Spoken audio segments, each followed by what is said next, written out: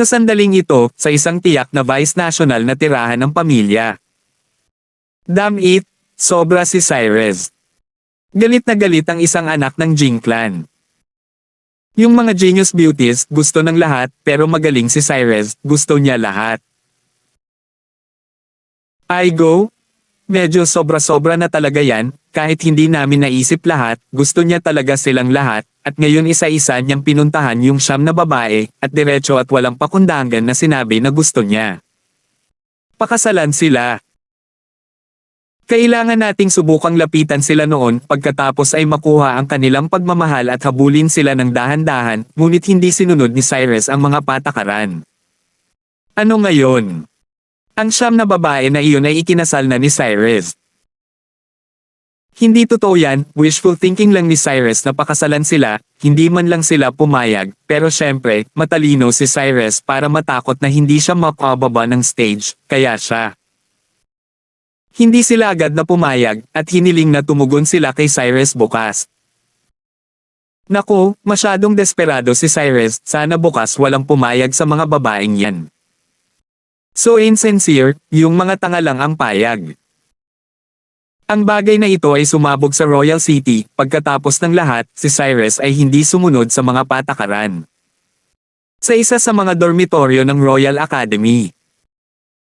Sabi ng isang estudyante, Sherman Material, hindi mo ba sinabi na sinuportahan ka ng lolo mo sa paghahanap mo ng siyam na dilag? Bakit isa-isa ang Cyrus na iyon ngayon at sinabi sa magagandang babae na gusto niyang pakasalan sila, at lahat ng mga ito? Don't say it, Cyrus.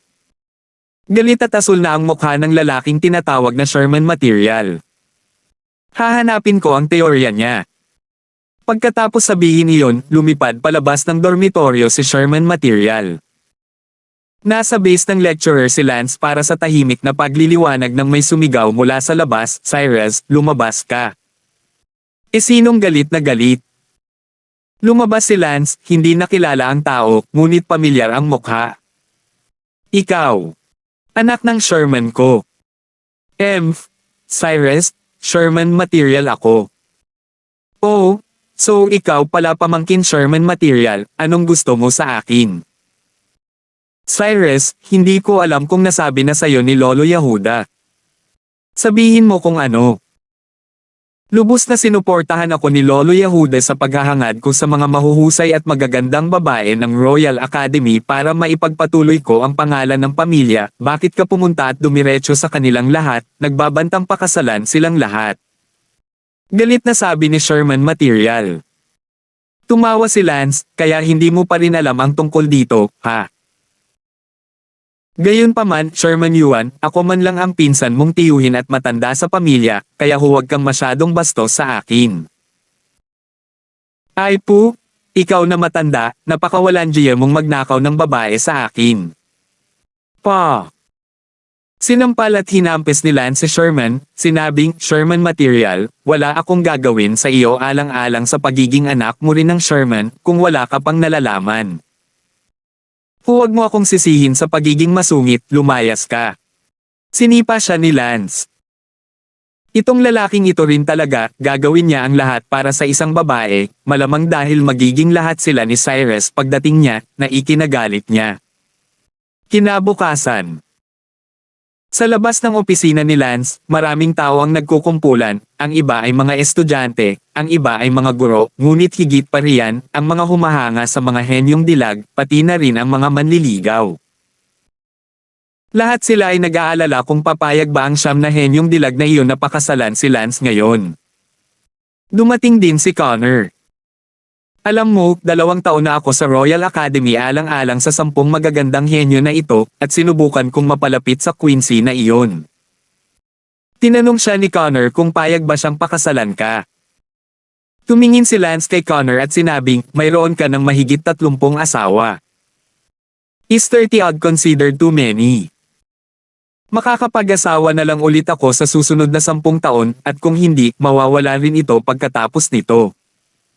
Connor rolled his eyes. Tumingin si Lance sa labas, nakitang maraming tao ang dumating at ngumiti, sigurado akong marami sa kanila sa labas ay mula sa mga vice national clans na iyon. Kalokohan, alam mo ba na ang ginawa mo kahapon ay labis na ikinagalit ng mga henyo ng apat na Vice National Clans. Kung galit ka, galit ka. Ngumuso si Lance. Matigas na sinabi ni Sherman, pero, Cyrus, ang siyam na dilag na iyon, tiyak na hindi sila papayag na pakasalan ka, at least Quincy masisiguro kung hindi, tinanong ko lang siya at sinabi niya na wala siya. Ano mang nararamdaman para sa iyo? Oo. Noon lang, dumating ang unang babae, isang batang babae na nagngangalang Hellis, dumating siya para tumugon kay Lance. Pinalis ni Lance si Connor at pinapasok si Hellis sa bahay. Hellis, nandito ka, paano mo naisip ang tinanong ko sa iyo kahapon? Tanong ni Lance. Sinabi ni Hellis, paumanhin, Senior Cyrus, pakiramdam ko ay masyado akong nagmamadali, hindi pa ako handa, huwag kang magkamali, hindi ko ibig sabihin na hindi kita gusto, pakiramdam ko ay masyado akong nagmamadali. Ngumiti si Lance, Hellis, halika rito. Para saan? Direktang hinawakan ni Lance si Hellis pabalik. Senior Cyrus, ano ang ginagawa mo? Nagulat si Hellis, akala niya ay dumating siya para tumugon kay Lance, ngunit sa huli, si Lance ay napakadirekta. Sa sandaling ito, humihinga si Lance sa loob, titingnan ko kung payag ka kapag naluto na ang hilaw na bigas. Makalipas ang kalahating oras, nagtanong si Lance, payag ka na ba? Senior Cyrus, paano mo ito magagawa? Hayaan mo pa rin akong magpakasal ng ganito sa hinaharap. Mas maganda kung hindi ka na magpakasal noon, ginawa ko na, Hellis, hindi mo pa rin ako sinasagot, payag ka ba? Ako, I'm all over you, anong magagawa ko kung ayaw ko? Hahaha. Sige, lumabas ka muna sa backdoor at hintayin mo ako sa underground cultivation room ko, hindi ka makakalabas ng walang pahintulot ko. Lumabas si Hellis sa likod ng pinto ng opisina at agad na pumasok sa isang underground cultivation room na siyang cultivation room ni Lance. Tumingin si Lance sa pulutong ng mga taong naghihintay sa labas para sa balita at ngumiti sa kanyang puso, walang balak si Lance na hingin ang opinyon ng siyam na dilag na iyon, payag man sila o hindi, ibabalik lang nila sila sa green. Rosevilla. Sinabi rin ng lolo ni Lance kay Lance na habulin sila, hindi nag-abala si Lance na habulin sila, hindi ba mas mabilis na kunin sila? Sa oras na ito, tatlo pang henyo na dilag ang lumabas, sabay silang dumating, sila Sonia, Demi, at Zoe, nagkataon na magkasabay din sila. Sumigaw ang karamihan ng mga nanonood sa labas, Sonia, huwag kang sumang-ayon. Demi, Zoe, huwag na huwag kang oo. Nakikiusap ako, huwag kang mangako kay Cyrus. Pumasok ang tatlong babae sa opisina ni Lance. Isinara ni Lance ang pinto. Ngumiti si Lance at nagtanong, Sonia, Demi, Zoe, kumusta ang iniisip niyo? Sinabi ni Sonia, Senior Cyrus, payag ako. Then what about you? Cloud. I don't know. I'd like to reconsider. After all, I'm only 18 and you're old enough to be my dad. Sabi ng tinatawag na Cloudy na mukhang naiinis. 1422. Ikaw. Amethyst. Sinabi ni Zoe na, katulad din ako ni Demi, pasensya na, Senior Cyrus, hindi naman sa masama ka, kundi, hindi tayo magkatugma. Ngumiti si Lance, medyo nanlumo, tila pinalaki ni Lance ang sarili niyang alinduga, kasama na ang unang Hellis na pumasok, apat na pumasok, itong apat na tao, isang Sonia lang ang payag, ang tatlo pa ay ayaw magpakasal. Lance. Medyo nasaktan pa rin ang puso ni Lance. Sinabi ni Lance kay Sonia, Sonia, salamat sa pagpayag mong pakasalan ako, huwag kang mag-alala, bilang aking babae, magiging masaya ka. Paano ito, lumabas ka sa likod ng pinto, pumunta sa aking cultivation room muna at hintayin mo ako. Good. Tapos yung mga kapatid kong sina Demi at Zoe, tinanggihan ka nila, wala kang dapat gawin sa kanila, di ba? No, don't worry. Ang daming nanonood sa labas. Pagkaalis ni Sonia.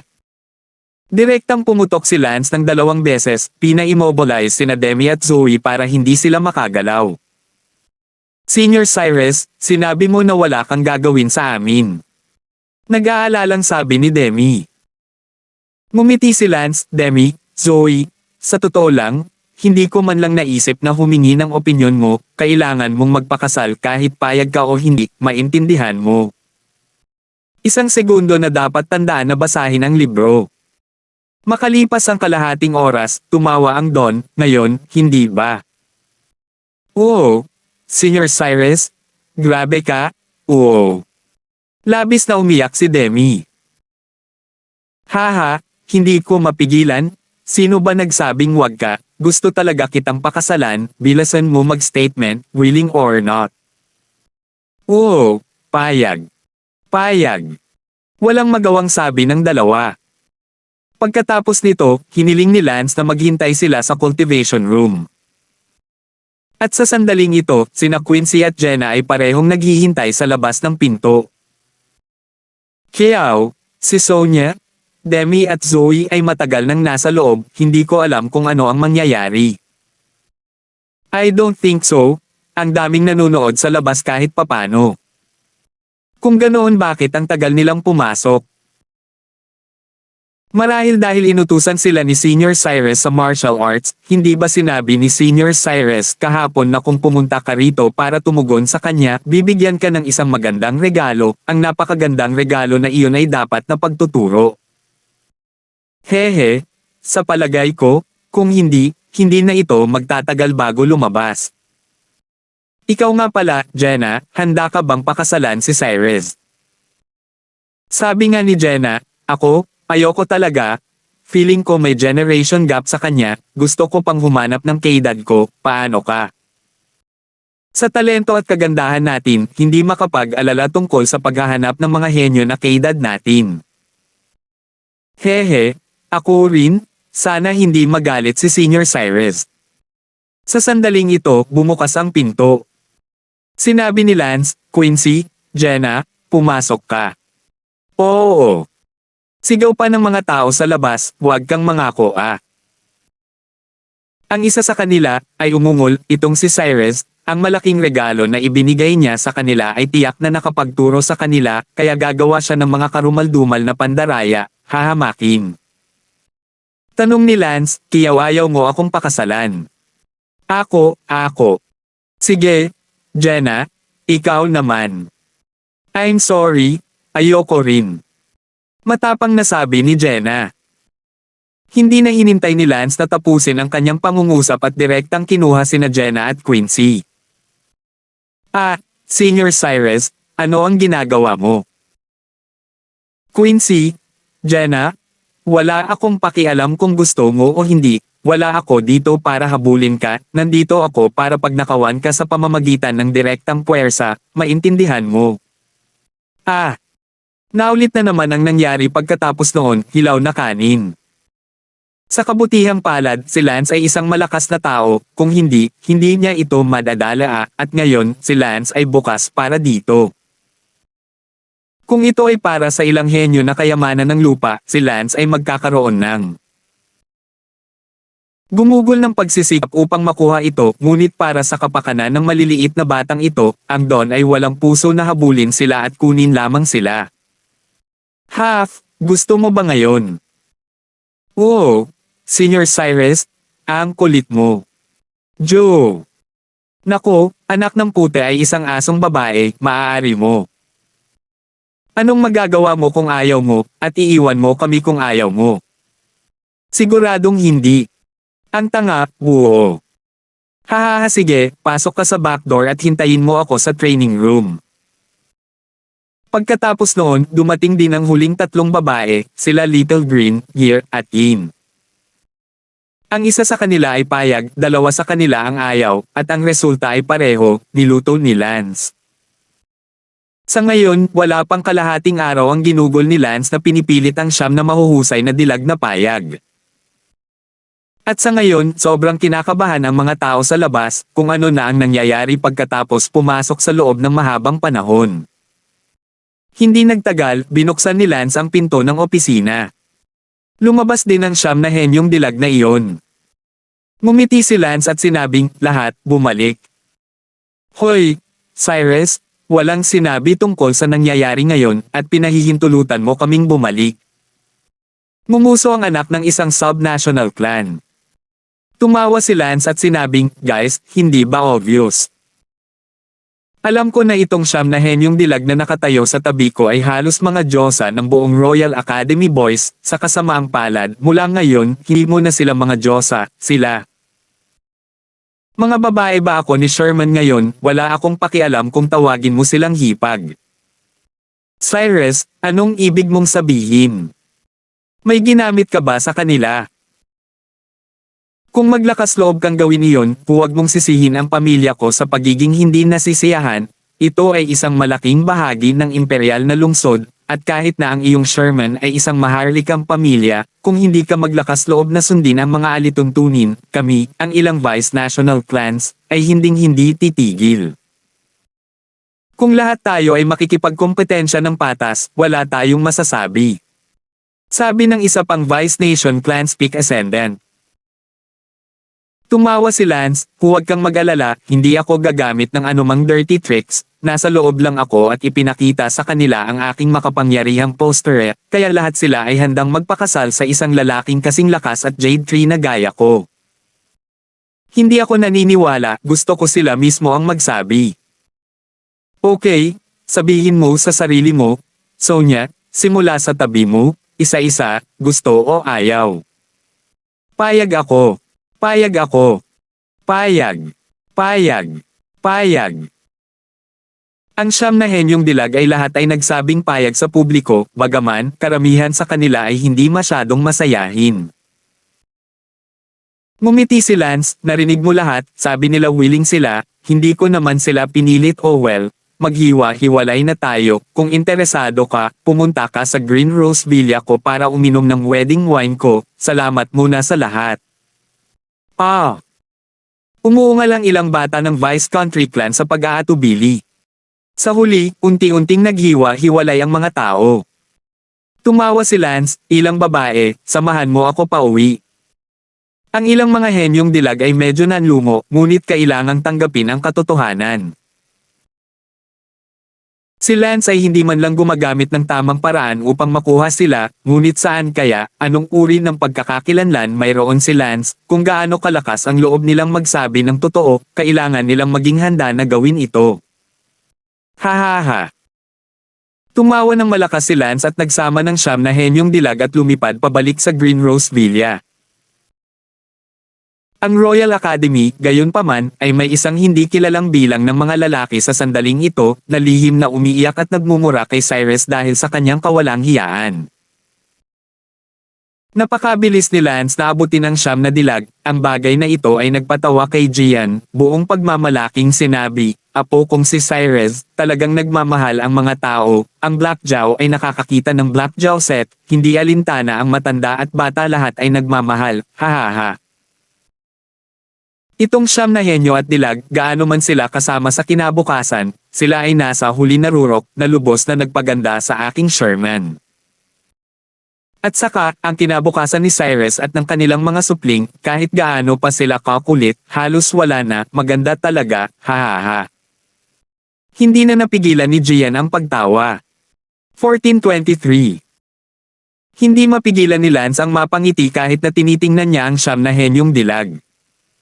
At sa sandaling ito, sa isang tiyak na kahangahangang lugar, huwag muna nating alamin kung ano ito sa ngayon, ngunit sa anumang kaso, ang lugar na ito ay tila ganap na naiiba. Isang babae, nakatayo sa gitna ng hangin, ang kanyang mga paa ay tumapak sa isang espada na maaaring maging mas malaki, o ang Imperial Sword Flight na maaaring maging medium ay ganoon lang. Sa sandaling ito, ang babaeng ito ay tila nabalisa. Sa sandaling ito, isang babae ang lumipad. Guro. Thousand Gia, Bakit palagi kang naaabala nitong mga nakaraang araw? Paano ka pa magsasanay ng ganito? Ang daan patungo sa immortalidad ay mahaba at walang katapusan. Ang iyong pangangatawan ay likas na hindi isang celestial spirit body. Kung mayroon ka pa ring ganitong ugali, ito ay mahirap para sa iyo na magkaroon ng walang kamatayang tadhana sa buhay na ito. Master, ako po. Sige, alam ko na kung sino ang nasa isip mo, sinabi ko na sayo na i-drop mo na. Tama, ang nababagabag na babae na ito ay tiyak na si Thalia, sa ngayon siya ay bata at maganda pa rin gaya noong una, na para bang hindi siya nagbago kahit kaunti, at higit sa lahat, kahit ang kanyang mga track sa puso ay hindi nagbago. At all, as if, hindi pa siya nawala ng matagal. Ang espada na tinatapakan ni Thalia ay biglang lumaki, at ang espada ay naging kasing laki ng isang kalasag. Agad na lumuhod si Thalia, nakaluhod ang kanyang mga tuhod sa espada. Thalia, anong ginagawa mo? Kumunat ang noo ng babae. Umiiyak si Thalia at nagmakaawa, Guro, mangyaring tulungan akong kalkulahin ang kapalaran, siya ba ay pinatay, o siya ay nakatagpo ng anumang mga paghihirap, disipulo sa mga araw na ito ay pagkabalisa. Sa mga taon na ito ay hindi pa ako naging ganito, sa palagay ko, ito ay maaaring may nangyari sa siya, pakiusap, Master. Ngumuso ang matandang babae na iyon, Thousand Gia, mahina ka lang magsalita, para tulungan kang manghula, sa tingin mo ba napakalalim ni Master na gusto niyang gawin ito? Ang aking panghuhula. Maaaring kahit ilang daang taon ng paglilinang, salamat sa lakas ng loob mong magtanong. Guro, nakikiusap ako sa iyo, kung hindi ko alam ang sagot, hindi ko na magagawang linangin ang kawalang kamatayan. Ikaw, Thousand Extremities, nananakot ka ba kay Master? Master, please, nag-aalala talaga ako. Phew! Huminga ng malalim ang babae at sinabing, okay, I can help you with a fortune telling, but you must promise me one condition after you finish this fortune telling and determine his life and death situation. Anong kondisyon?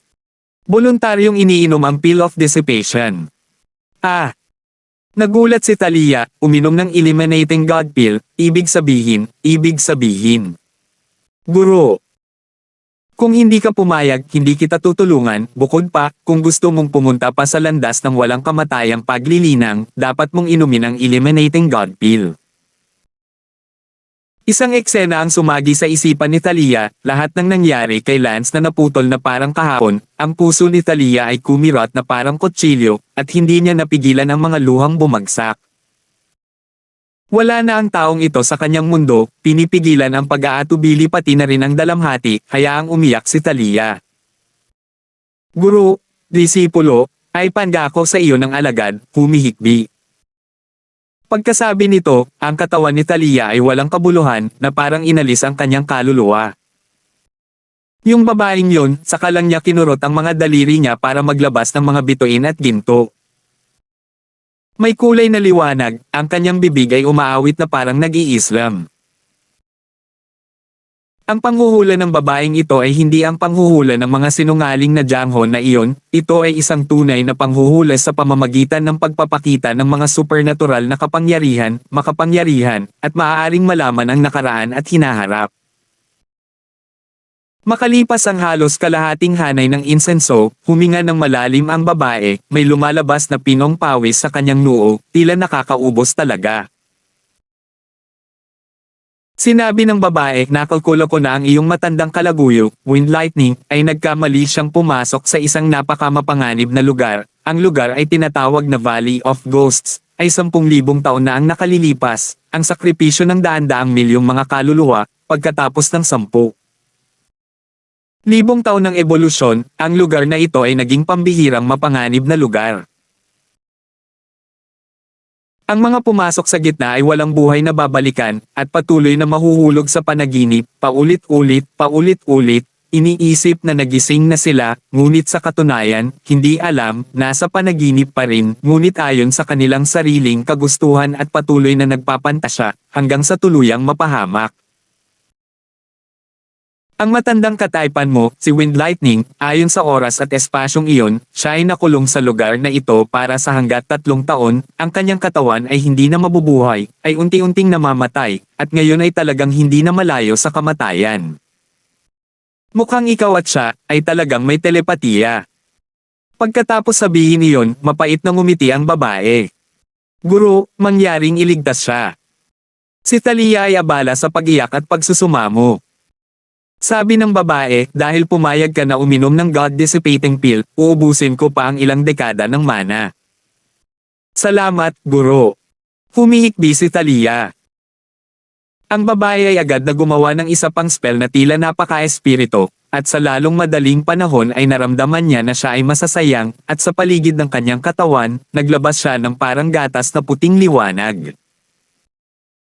Si Thalia ay nanunood ng kinakabahan sa gilid, kaya nasa panganib talaga si Lance, hindi katakatakang sobrang nabalisa at balisa siya nitong mga nakaraang araw. Sa sandaling ito, ang malagatas na puting liwanag sa katawan ng babaeng iyon ay biglang umangat ng husto at naging isang mabituing gintong liwanag, bukod pa rito, ang buong katawan ng babae ay biglang naging isang ilusyon na anino. Master, ang gayong banal na mahika, si Thalia ay kasalukuyang walang nagawa, ang kanyang puso ay napuno ng inggit, ngunit nang maisip niya si Lance, ang kanyang puso ay napuno ng sakit at labis na pagkabigo. Matapos ang pagitan ng kalahating halig ng insenso, biglang huminga ng malalim ang babae at bumantong hininga, hindi ko talaga alam kung bakit kita tinutulungan sa isang kalokohang bagay. Pagkasabi noon, ang buong katawan ng maitim na babae off, ang kanyang mukha ay mapatla at tumutulo ng halos pawis. Guro, kumusta? Si Thalia ay abala sa pagtatanong.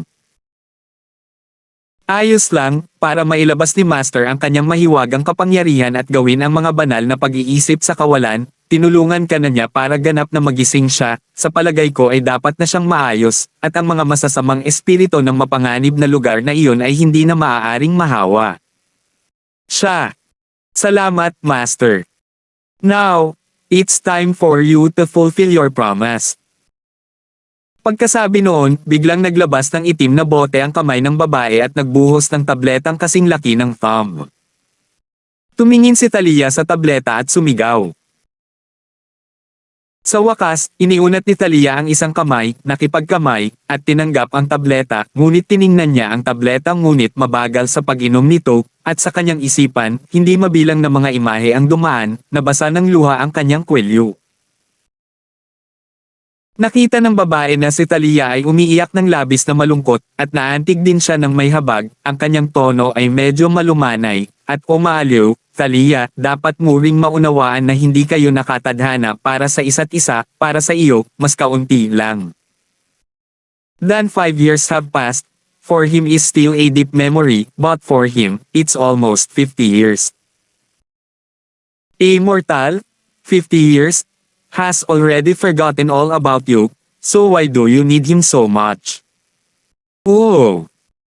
Sa wakas ay hindi na napigilan ni Thalia at sumigaw, ang tunog ng pagdurog ng kanyang puso ay hindi makayanan ang pagdurog ng puso. 1424. Naku, Chiji, siya ay isang mortal lamang kung tutuusin, bawat laman na mortal na fetus ay may kanya-kanyang kapalaran, iba tayo sa kanya, ang ating mga katawan ay mga espiritong katawan, pambihirang mga katawan. Siyempre, totoo na may mga alamat ng paglukso ng isda.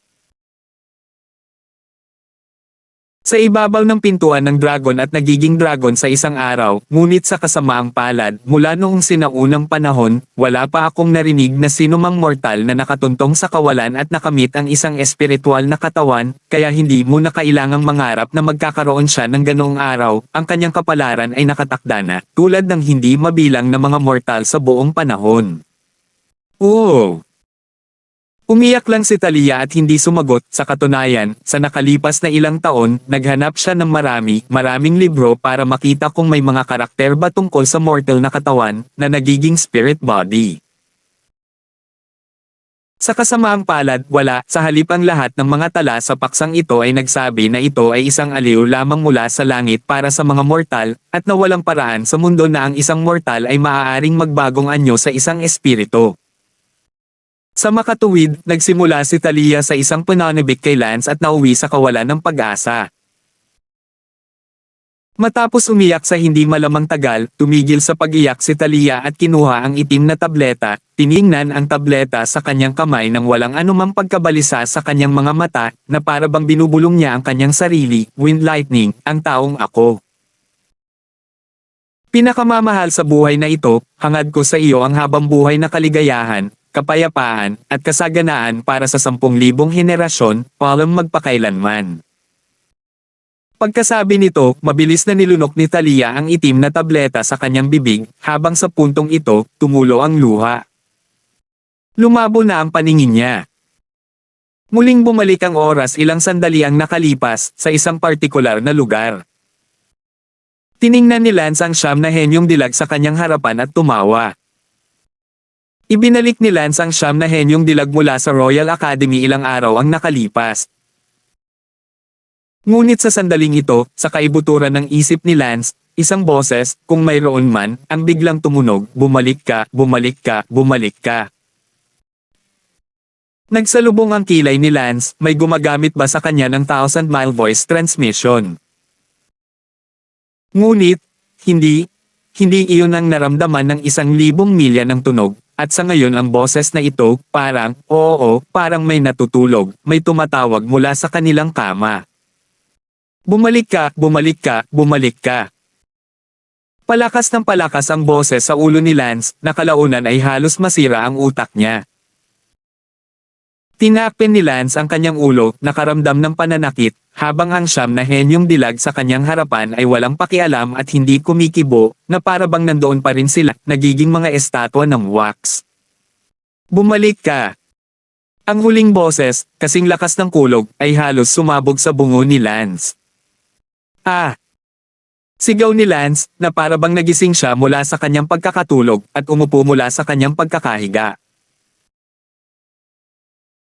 Agad na tumingin si Lance sa paligid at nakitang may puting fog sa paligid, at si Lance ay nakaupo sa mud-ulash na itim na putik. Ang putik ay mukhang nabahiran ng hindi mabilang na dugo, mayroon ding malamig na kapaligiran sa hangin, at sa puting fog, may ilang mga berdeng fluorescent na ilaw na kumikislap na parang mga apoy ng multo, at paminsan-minsan, makikita ang isang nagbabadyang mukha, na humahampas sa mukha ni Lance, ngunit ito ay naging isang bulb zone ng hangin, hindi nagdudulot ng anumang discomfort kay Lance. Ako, nasaan ako? Imposible, malinaw na nasa bahay ako sa Duo Empire, bakit bigla akong nagising sa bundok? Baka ito ang Valley of Ghosts. Oh God, no? I've umalis sa Ghost Valley, anong nangyayari dito? Mukhang hindi makapaniwala si Lance. Sa sandaling iyon, ang tinig na katatapos lang tumunog sa isip ni Lance ay muling nagsabi, kidlat ng hangin, bilangin mong mapalad ang iyong brat na gumugol ako ng ilang dekada ng mana para iligtas ka. Ikaw, sino ka? Abala si Lance sa pagtatanong. Hindi mo kailangang malaman kung sino ako. Kung gayon bakit mo ako niligtas? Akala mo gusto kitang iligtas, pero kung hindi nagmakaawa ang apprentice ko, hindi na sana ako nag-abala pang alagaan ka, isang mortal. Isang mortal, apprentice mo. Apprentice mo. 50 years na, baka nakalimutan mo na.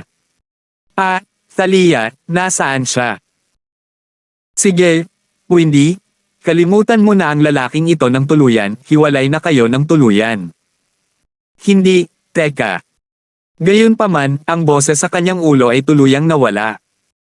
Kahit anong sigaw ni Lance, walang tugon.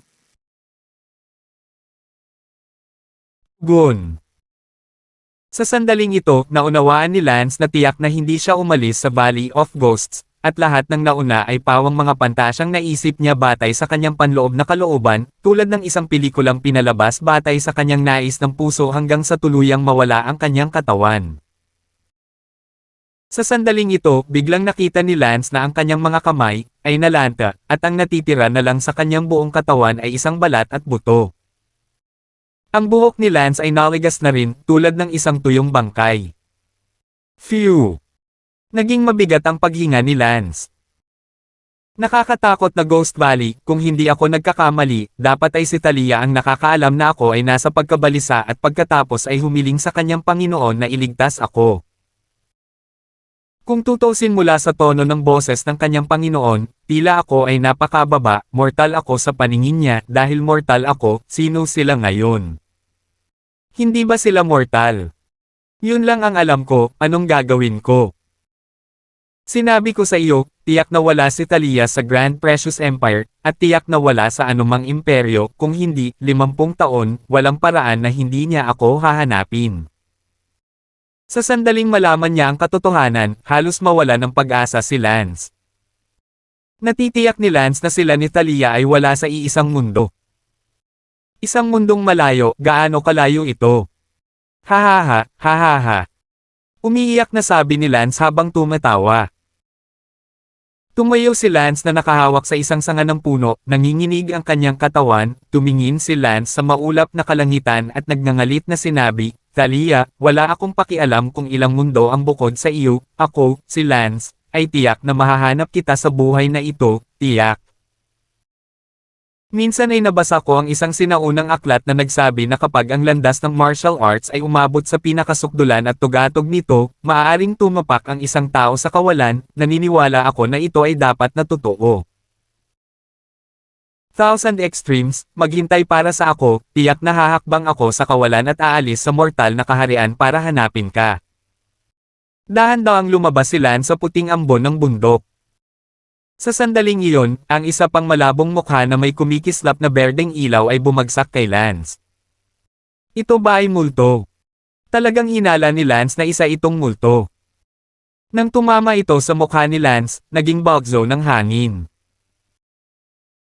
Huminto si Lance at dahan-dahang naramdaman ang unos na iyon, ang unos ay nagdala ng maraming emosyon, galit, pagiging malungkot, lahat ng uri. Ito ay isang kaluluwa, hindi ko inaasahan na sa mundong ito, mayroon talagang mga kaluluwa, hindi sila nakikita ng mga mortal, o ang mga nakakakita sa kanila ay patay na. Bawat isa na bumagsak sa akin dito ang sandaling ito ay isang kaluluwang walang kaluluwa. Kung hindi ako nailigtas ng Panginoon ni Thalia sa sandaling ito, hinding-hindi ako magigising, lalo na't hindi ko makikita ang mga kaluluwang ito. Tumingin si Lance sa paligid at sa wakas ay nakita niya na ang lahat ng mga kaluluwang may malabong mukha ay nagmamadali patungo sa isang tiyak na direksyon ng Ghost Valley. At sa lugar na iyon, may bulaklak na pulang dugo. 1425. The Blood Red Flower. Spirit Grass ba iyon? Naalala ni Lance na sa kanyang nakaraang ilusyon, nang siya ay nawala ng malay, hindi sinasadyang nahuli niya ang isang espiritong damo, na gumising sa kanya, pagkatapos ay kinain niya ang damong espiritu at ang kanyang kaharian ay tumaas ng husto sa ika-6 na intensyon ng Dengfeng Perfection. Ngayong naisip ko ito, isa talaga itong magandang panaginip, at ang panaginip na ito ay umabot pa sa Great Martial Empire. Ang kaharian ni Lance ngayon ay pang-6 na pagkakataon pa rin sa huling yugto ng Dengfeng, at hindi pa siya nakakatuntong sa Dengfeng Perfection. Si Lance ay walang oras para mag-isip ng husto sa ngayon at agad na pumunta sa pulang dugo na bulaklak. Ang pulang dugo na bulaklak na ito ay hindi rin masyadong down to earth, mukhang ordinaryo, ngunit, sa ilang kadahilanan, lahat ng kaluluwa ay sumugod patungo sa bulaklak na ito na parang gusto nilang sumugod sa loob ng bulaklak, o mahihigop. Sa pamamagitan ng bulaklak na ito, pagkatapos ay iluwa, pagkatapos ay hinihigop muli, paulit-ulit. Nang may pag-aalinlangan, agad na lumapit si Lance sa bulaklak, at sa labis na pagsisikap, sa wakas ay nahawakan niya ang pulang bulaklak na pula. Gayunpaman, ang bulaklak ay walang kapantay na mabigat, at sa mga lantang kamay na ngayon ni Lance, imposibleng bunutin ito. Si Lance ay hindi nagmamadali, ang kanyang katawan ay parang kalansay na, kakaiba na nabunot niya ito. Dapat munang hayaan ni Lance ang kanyang sarili na makabawi. Nagbukay si Lance ng ilang ugat sa parehong lugar para pakainin ang kanyang gutom at dahan-dahang mabawi ang kanyang katawan. Sa isang kisap mata, lumipas ang isang buwan. Halos gumaling na si Lance. Noon lamang naglakad si Lance patungo sa bulaklak na pulang dugo, simula sa ugat at binunot ito ng buong lakas. Sa sandaling bunutin ni Lance ang pulang dugo na bulaklak na iyon, ang bulaklak ay pilit na nagpumigla sa mga kamay ni Lance. Hehe, isa talaga itong spirit grass. Ngumiti si Lance. Agad na nilamon ni Lance ang pulang dugo na bulaklak anuman ang mangyari. Talagang ito ay isang pambihirang espiritong damo na talagang nakakakuha ng mga espirito ng mga patay. Sa sandaling iyon, naramdaman ni Lance na parang isang makalangit na bintana ang nabuksan sa itaas ng kanyang ulo, hindi maihahambing na maliwanag, at hindi mabilang na mga aura ng langit at lupa ang bumuhos mula sa kanyang makalangit na canopy. Hindi alam ni Lance kung gaano siya katagal sarado, maaaring isang araw, marahil 2 araw. Nang imulat niya ang kanyang mga mata, tumaas ang kanyang aura. Heavens, anong kaharian ko ngayon? Pumasok ba ako sa pagbabalik sa kawalan? Bulong ni Lance sa loob. No way, return to the void talaga. Damn it, imposible ito. Hindi makapaniwala si Lance na totoo ito, umalis siya mula sa late peak ascension at mabilis na pumasok sa return to void stage. Si Lance ay natigilan sa kinalalagyan ng mahabang panahon. Sa huli, kinailangan ni Lance na tanggapin ang katotohanan ito, talagang nakapasok na siya sa Return Void Stage 1. Hahaha, nakapasok na talaga ako sa Return Void, gosh. Tumawa ng malakas si Lance, pagkatapos ay sinabi sa loob, 1000 extremes, hintayin mo ako, tiyak na tatakbo ako sa Void. Walang alam si Lance tungkol sa mga mortal na katawan, alam lang niya na hanggat patuloy siyang sumusulong, kahit na ang mga mortal ay maaaring maging butterflies. Tumalon si Lance sa hangin at lumipad sa himpapawid, nakatingin sa ibaba sa buong Ghost Valley. Sa pagkakataong ito, masisiguro ni Lance na talagang gising na siya, dahil sa pagtingin sa lahat ng bagay sa paligid niya, iba ang pakiramdam. Lumipad palabas ng Valley of Ghosts si Lance. Munting apoy. Sigaw ni Lance. Minister, nakalabas ka na sa wakas. Gaano na ako katagal doon, Little Fire? Tanong ni Lance. Diyan. Oh, 3 taon, ngunit kahit 30 taon ay sulit. Minister, ang momentum mo. At, nas. Hahaha, munting apoy, nasa Valley of Ghosts ako, nakakuha ako ng pambihirang espiritong damo, at nakatuntong ako sa unang yugto ng Return to Void nang wala sa oras. Gosh! Natakot si Little Fire, hindi ganoon kabilas ang pagsakay sa rocket. Kuya Lance, ang swerte mo rin naman diba? Bumantong hininga si Lance, sa katunayan, lahat ito ay ipinagkaloob sa akin ni Talia. Kung hindi dahil sa kanya, namatay na sana ako sa Valley of Ghosts, lalong hindi ako natauhan, nabunot ang pambihirang espiritong damo, at sinisingil sa returning void sa isang iglap. Ano ang ibig mong sabihin, kapatid na ministro?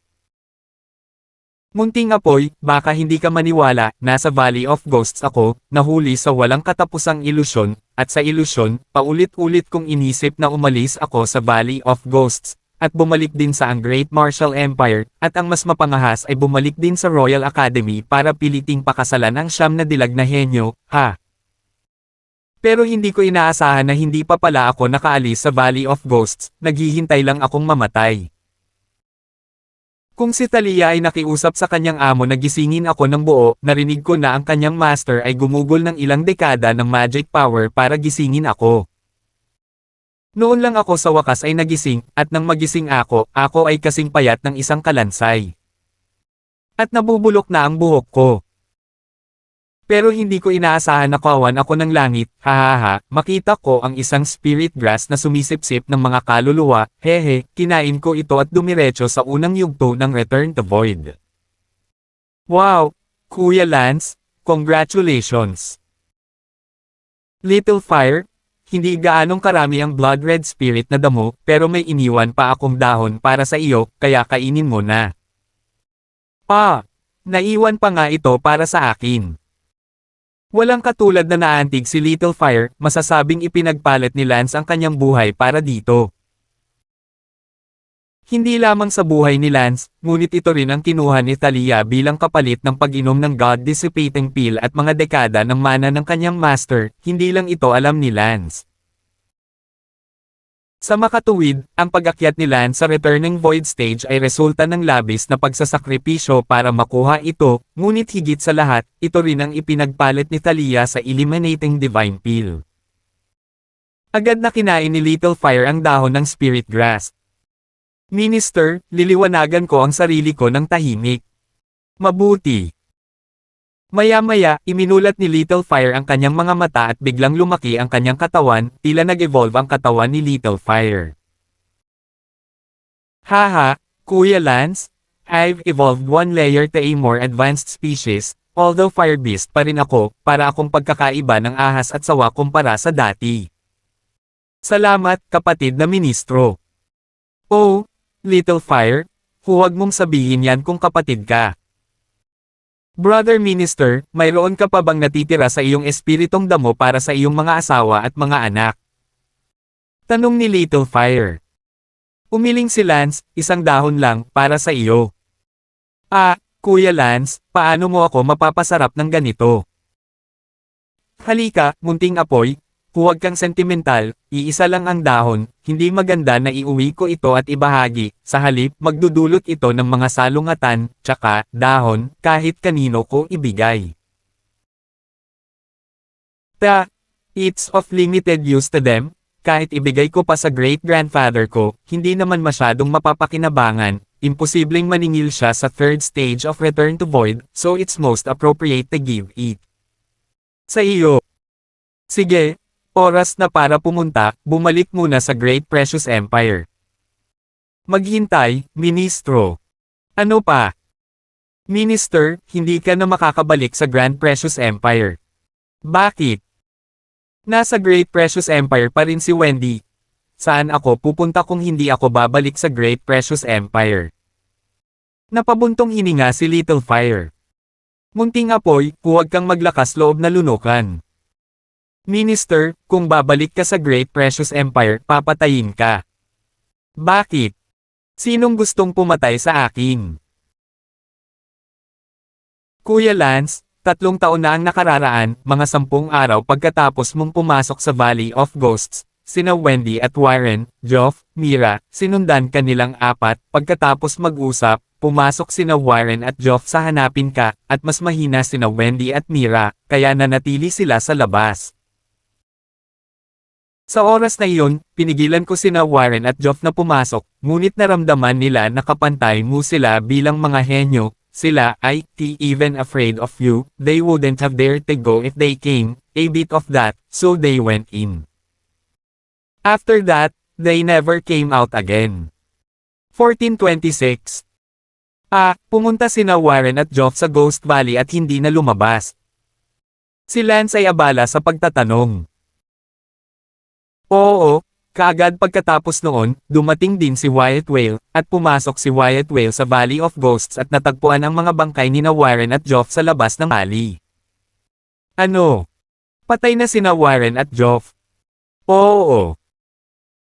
Kuya Lance, kung pupunta ka ngayon sa Grand Precious Empire, papatayin ka ng mga pamilya nina Warren at Geoff dahil sinisisi ka nila sa pagkamatay ni Warren at Geoff. Phew! Huminga ng malalim si Lance, hindi inakala na magiging ganito kalungkot ang wakas, sina Warren at Geoff ay patay na, sila man lang ang Great Precious Empire, mga henyo na tumuntong sa huling bahagi ng peak sa kanilang mga 60s. Sa tuwing may papasok sa Valley of Ghosts, karamihan sa kanila ay namamatay, tila hindi ito isang chismis, totoo ito, walang mga exception na gagawin para sa sinuman, kahit na ang mga henyo.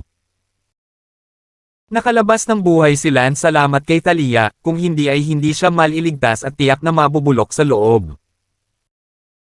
Tumingin si Lance sa direksyon ng Ghost Valley at malungkot na sinabi, Warren, pasensya na, ako ang pumatay sa iyo, Kuya Geoff, pasensya na, maganda ang iyong paglalakbay. Yumuko si Lance ng 3 beses sa direksyon ng Ghost Valley. Kuya Lance, hindi mo dapat sisihin ang iyong sarili, bagamat higit sa lahat ay pumasok sila upang hanapin ka, ngunit hindi ito eksakto upang mahanap ka, mayroon din silang kakuhan, kung hindi sila pumasok, tsaka, kahit na ikaw ay halos namatay doon, maliwanag na mamatay sila, ngayon ay halos 3 taon na silang patay. Pag-aliw ni Little Fire. Nasaan sina Wendy at Mira? Tanong ni Lance. Si Wendy at Mira ay mas mahina at hindi pumasok kaya naligtas sila, ngunit kalaunan, sila ay dinala pabalik sa Great Precious Empire ni Wyatt Whale. At, unilaterally inihayag ni Wyatt Whale na sinira niya ang pakikipag-ugnayan sa pagitan ikaw at si Wendy. Ano? Unilaterally sinira ni Wyatt Whale ang pakikipag-ugnayan ko kay Wendy. Oo. Dahil napatay mo sina Warren at Joff, naging kaaway ka ng mga tao ng buong Great Precious Empire, at si Wyatt Whale unilaterally dissolved ang relasyon ng kasal sa iyo ay walang pagpipilian, bukod pa, dapat ding isipin ni Wyatt Whale na matalinong buwagin ang relasyon ng kasal sa isang patay na lalaki kapag namatay ka dito, para makapag-asawa pa rin si Wendy. Para kay Mira, parang nalulungkot siya na namatay ang kanyang lover boy. Kuya Lance, bumalik tayo sa Great Martial Empire, nabuwag na rin ninyo ni Wendy ang inyong kasal, hindi na kailangang bumalik sa Great Precious Empire. Matigas na sinabi ni Lance, hindi, Warren at Joff, ako ang pumatay sa kanila, kailangan kong pumunta sa Great Precious Empire para magbigay galang sa kanila, kung hindi man lang ako pumunta para magbigay galang, tao pa ba ako? Kapatid na Chen, ayaw mong mamatay, sina Warren at Joff ay parehong pamilya ng mga hari, ang pinakamalakas na miyembro ng kanilang pamilya ay pawang mga hari ng Returned Void Phase 1, nagbanta na sila na kung hindi ka patay, papatayin ka nila para ipaghiganti ang kamatayan mo, tatakbo ka pa ba sa Great Precious Empire para mamatay? Sinabi ni Lance, dapat na may pananagot ng isang tao, totoo na namatay ako dahil sa akin, kahit napatayin ako ni Warren at ng pinakamalakas na miyembro ng pamilya Joff, pupunta pa rin ako. At saka, nasa loob ako ngayon ng unang yugto ng Return to Void, baka hindi nila ako mapatay. Tama, Kuya Minister? Nasa Return Void stage ka rin ngayon haha, saka hindi ako natatakot. Let's go! Pumunta sa Great Precious Empire, magbigay ng respeto kina Warren at Joff, gayon din, kailangan kong harapin ang kasal namin ni Wendy. At Mira, kailangan ko ring humingi ng paumanhin sa kanya. Dinala ng Little Fire si Lance at mabilis na lumipad patungo sa Great Precious Empire. Matapos tumapak si Lance sa unang yugto ng Return to Void, ang momentum sa kanyang katawan ay nagbago ng husto, na para bang siya ay isang dakilang Buddha, kahit na ang bagyo ay humihip, parang hindi ito gagalaw. Kuya Lance, labis kitang hinahangaan, 76 na taong gulang pa lang at nakapasok ka na sa Return Void Phase 1, Thirst, ang pinakabatang Return Void Phase 1 sa buong mundo simula nang itago ang mga record. Ang panahon ng mga powerhouse ay higit sa 130 taong gulang. Ngunit mapait na sinabi ni Lance, ngunit wala akong nararamdamang lakas. Bakit? Dahil isa lang akong mortal kung tutuusin, kailangan kong humakbang sa kawalan at lisanin ang mundong ito. Ministro, nasa ilalim ka ba ng isang uri ng pampasigla? I'm just going by my own judgment, this world, it's not that simple. The world we are in now is just the mortal realm. The mortal realm are all people who practice martial arts, the martial arts range. Mula sa tatlong paa na pusa, hanggang sa panlabas na tarangkahan, panloob na tarangkahan, Hautian, Katutubo, Unity Realm, Master Realm, Peak Realm, at bumalik sa kawalan. Ang isang antas ay mas malakas kaysa sa isa pa, ngunit sa kasamaang palad, sa kasalukuyan, sa buong mortal na mundo, mula noong sinaunang panahon, ang mga maaaring magsanay ng martial arts hanggang sa punto ng pagbalik sa kawalan ay kakaunti at malayo, ngunit ang mga nalampasan ang punto ng pagbabalik sa kawalan ay wala roon. Gayunpaman, ako, si Lance, huwag maniwala na ang pagbabalik sa kawalan ay ang pinakahuli sa martial arts. Kailangang may wakas, at ang dulo ay dapat nakakayahang humakbang sa kawalan at umalis sa mortal na kaharian. Gusto kong umalis sa mortal na kaharian at umalis sa mas mataas na kaharian. Wala akong maintindihan sa sinasabi mo, Ministro. Sige, nanghuhula lang ako, pero nanghuhula lang ako, at sobrang kumpiyansa ako na totoo iyon sa loob. I met at the Ocean Whirlpool, I'm sure hindi siya galing sa mortal realm. Ang puso ni Lance ay napuno ng pananabik, at ang pananabik na ito ay nalampasan na kung ang kanyang pamilya ay maaaring magpatuloy o hindi sa libu-libong taon. Magpatuloy man o hindi ang pamilya magpakailanman para sa mga susunod na henerasyon, si Lance ay wala ng labis na pagkahumaling, ang pag-alis sa mortal kaharian ang kanyang layunin. Parang isang ibong nasa hola, gustong umalis sa hola, ngunit ang hola na ito ay walang pinto, kailangan nitong tapakan ang kawalan ng laman ng hola upang makaalis sa hola. Hindi nagtagal, dumating si Lance sa imperial na kabisera ng Great Precious Empire. Pansamantalang itinago ni Lance ang kaharian para sa mga hindi kinakailangang paliwanag. Itinago ni Lance ang kanyang kaharian hanggang sa maabot niya ang peak completion. Pagkatapos, dumating siya sa Wanyang King's Palace. Sa sandaling ito, sa Wanyang King's Mansion, isang boudoir. Miss, hindi maganda. What is it? Walang gana na sabi ng isang babae. Miss, grabe, shock, bumalik na siya. WHO. Cyrus. Sabay tumayo yung babae. My husband is back. Sigaw ng babae.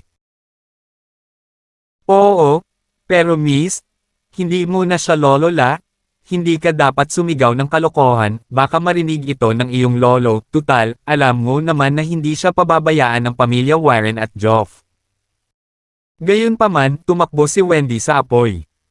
Umupo sila sa bulwagan ng Wanyang Palace. Hindi nagtagal, sumigaw ang isang babae sa labas, asawa. Umiiyak na tumakbo si Wendy at hindi makapaniwalang tumingin kay Lance. Ngumiti si Lance kay Wendy at sinabing, long time no see, Wendy. Asawa, buhay ka pa, wow. Ibinagsak ni Wendy ang sarili sa katawan ni Lance. Sa oras na ito, isang boses ang nagmula sa labas ng pinto, Cyrus. Tumingin si Lance, si Wyatt Whale iyon. 1427. Ngumiti si Lance sa kanya at sinabing, nabalitaan ko na unilaterally mong binuwag ang kasal ko kay Wendy. Cyrus, pasensya na kinailangan kong gawin iyon, ngunit pinatay mo sina Warren at Joff dahil sa iyong mga aksyon. Si Health Jean at Joff, siguradong hindi ka pakakawalan, kung patuloy kang pakakasalan ng pamilya ko, masaktan ang kanilang dalawang malalaking pamilya. Kaya maaari lang akong humingi ng paumanhin sa iyo, bukod pa, hindi ka dehado, apo kung anong kalinisan ang inalis mo. Oh! Bahagyang ngumiti si Lance. Gayunpaman, umiyak si Wendy.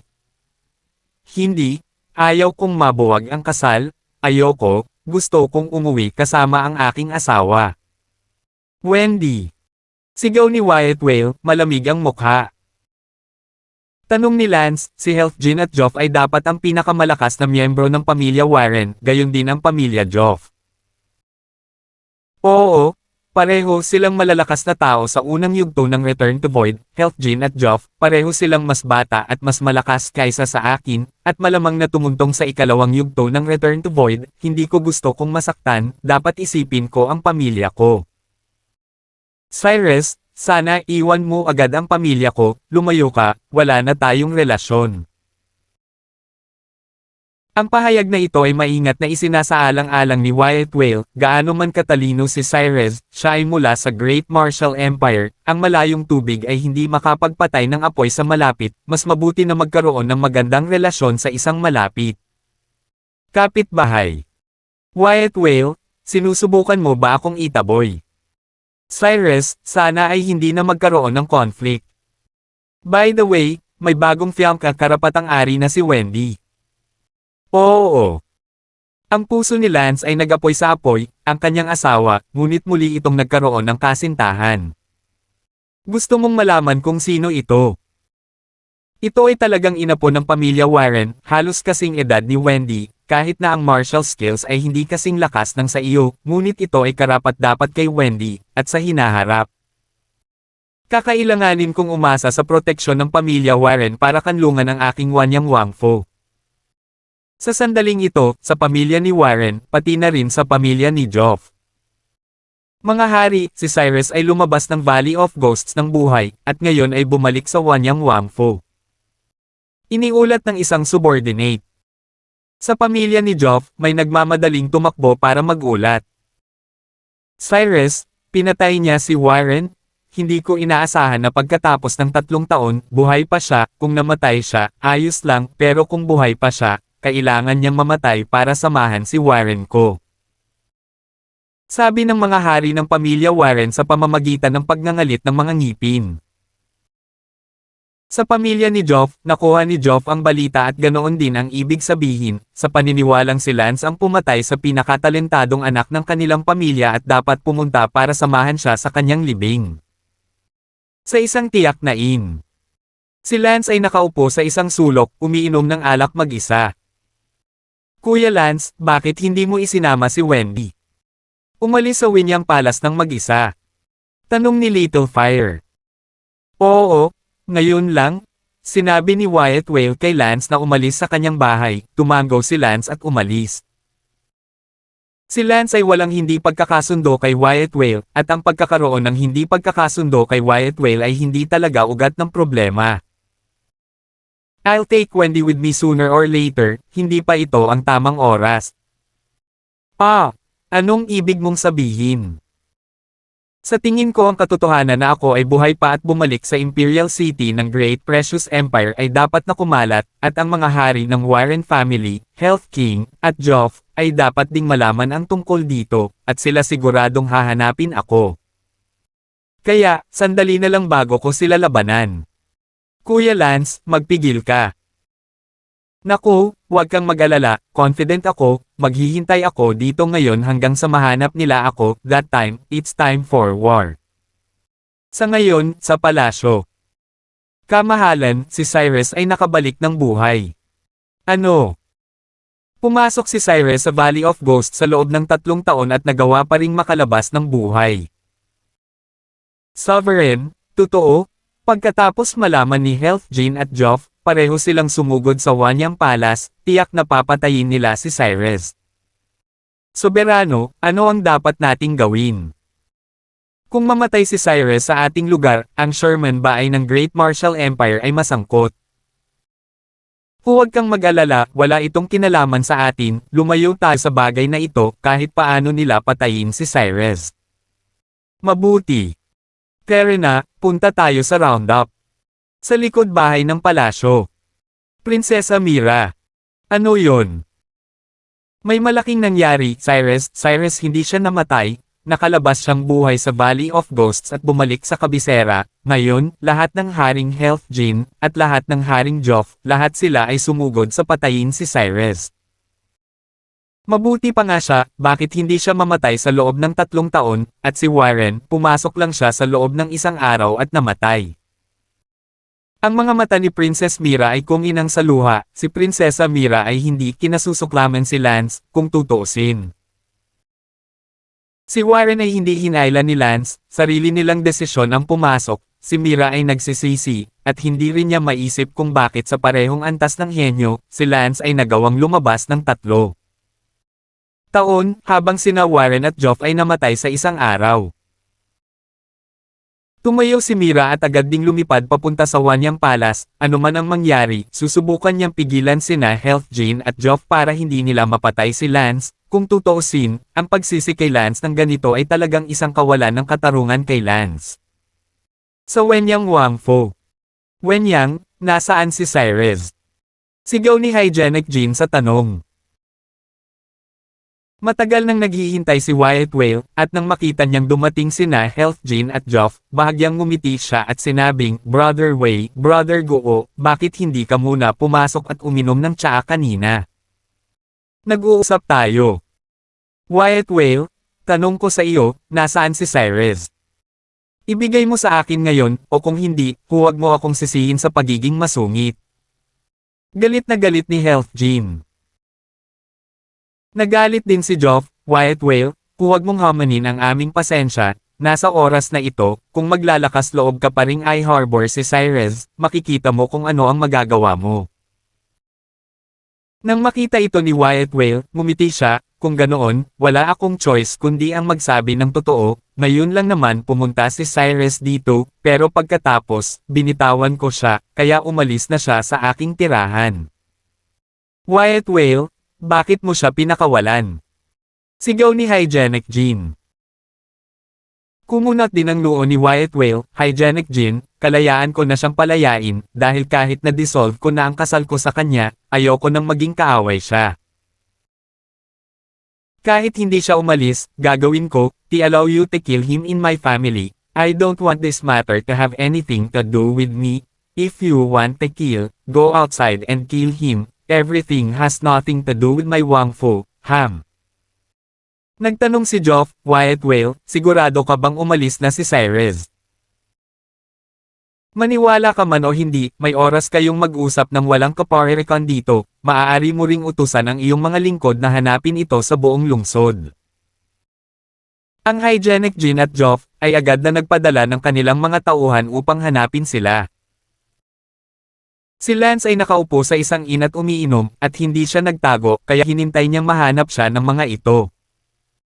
Makalipas ang halos kalahating oras, sa wakas, nahanap na nila si Lance. Mag-ulat na tagpuan si Cyrus, siya ay nasa Drunken Moon Inn. Sa Wakeland, isang katulong ang nag-ulat. Agad namang umalis si Health Jean. Siyempre, kasabay nito, nakuha din ni Geoff ang balita at nagmamadaling pumunta sa kanyang destinasyon. Nang dumating sina Sanitary Jean at Geoff sa kanilang destinasyon, ang Drunken Moon Inn, mayroong isang malaking bilog ng mga tao sa paligid ng Drunken Moon Inn. 1428.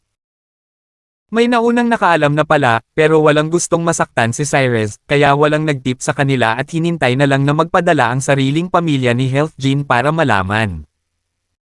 Nasaan si Cyrus? Lumapit si Hygienic Gold at sumigaw. Ang bilog ng mga tao sa paligid ng lugar ay walang sinabi, at ang lahat ay napalingon sa bahay panuluyan na iyon, tanging ang isa sa mga bintana ng bahay panuluyan ay nakabukas, at sa tabi ng bintanang iyon, isang lalaki ang nakaupo, isang lalaking umiinom ng alak. Ang taong ito ay si Cyrus. Cyrus, naglakas loob ka pa ring pumunta rito. Sigaw ni Health Jean, pagkatapos ay nagpasabog ng palad sa restaurant na iyon. Boom! Sa isang putok, gumuho ang ina iyon at naging mga guho. Iniikot ni Lance ang isang tasa ng alak sa hangin sa sandaling gumuho ang inn, nakatayo sa gitna ng hangin habang nasa kamay pa rin niya ang tasa ng alak. Bahagyang nagulat ang lahat na si Cyrus ay nakaalis ng napakadali, at napansin ng lahat na ang momentum ni Cyrus ay tila pambihira, kahit na ang kanyang kaharian ay parang Dengfeng perfection lamang. Lumipad din si Geoff sa oras na ito. Cyrus, bigyan mo ako ng kamatayan. Sigaw ni Geoff. Ibinaba ni Lance ang kanyang tasa ng alak at sinabing, dalawang nakatatanda, tungkol sa pagkamatay ni na Brother Warren at kapatid na Geoff, ako, si Sherman, ay talagang ikinalulungkot, at ako ay labis na ikinalulungkot, ako ay nalulungkot din gaya mo. Cyrus, pinatay mo sila at nandito ka pa rin umiiyak at nagpapanggap na mahabagin, kaya kung labis kang nagsisisi, pagkatapos ay manatili ka sa kanila. Malakas na sabi ni Health Jean. Bahagyang umiling si Lance at sinabing, dalawang magkaibang bagay iyon, dahil lang sa nalulungkot ako hindi ibig sabihin na gusto kong mamatay kasama nila, hindi ako magsisinungaling, pumunta ako dito sa pagkakataong ito para magbigay galang kay kapatid. Warren at Brother Geoff, umaasa pa rin akong palayain ako ng dalawang senior. Kunin mo ang iyong ulo at magbigay ng respeto. Sigaw ni Geoff.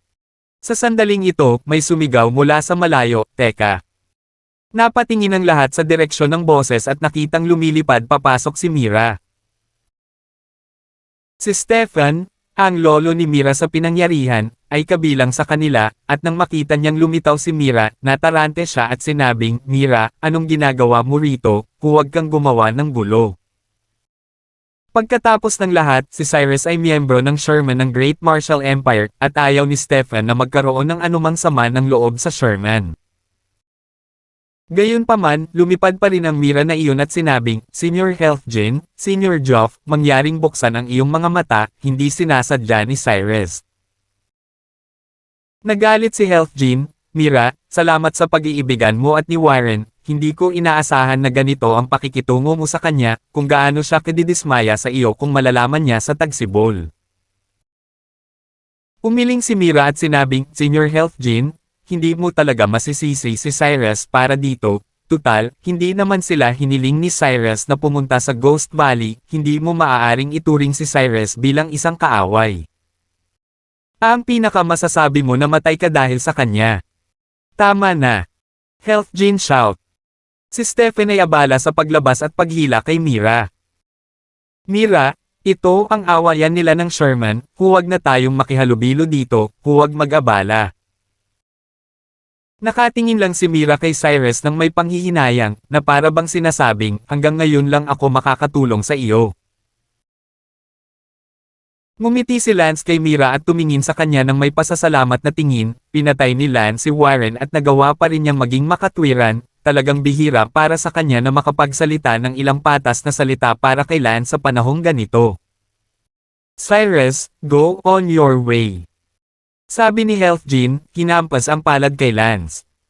Si Lance ay tiyak na hindi isang panauhin. Bagamat na konsensya si Lance sa dituwirang pagpatay kay Warren, hindi ito nangangahulugan na kailangang makonsensya rin si Lance sa lolo ni Warren. Mariing tinanggap ito ni Lance. Ang health gold na ito ay isang lumang Return to Void Phase 1, kahit na 6 na beses.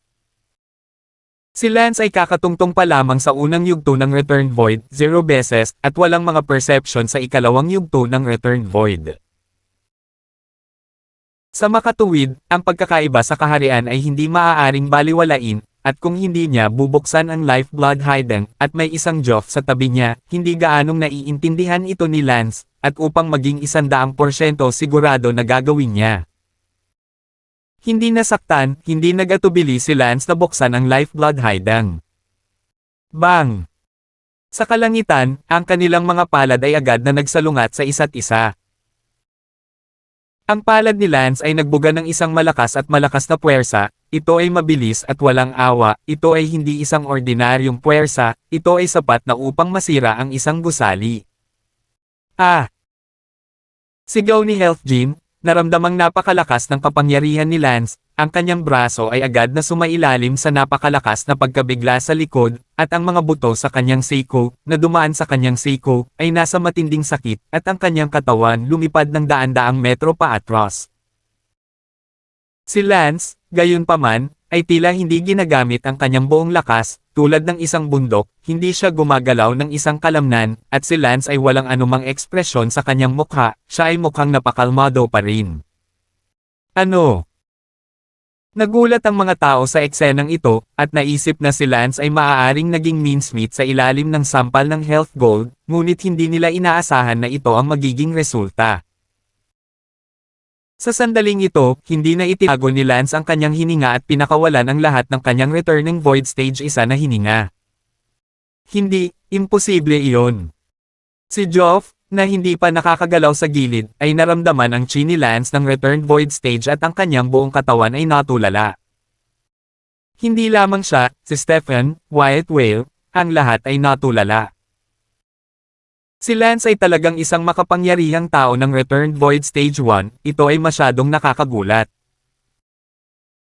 Sa buong panahon, wala sa mga nakarating sa Huey Void ay matatandang lalaki o babae, at ang isang malakas na Huey Void na kasing bata ni Lance ay hindi maisip.